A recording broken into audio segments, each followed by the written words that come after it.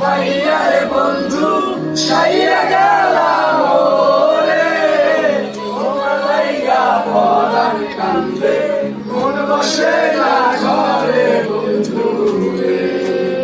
কি অপরাধ পাইয়ারে বন্ধু ছাইয়া গেলাম ওরে, তোমার লাইগা পরাণ কান্দে মন বসে না ঘরে বন্ধু রে। চলো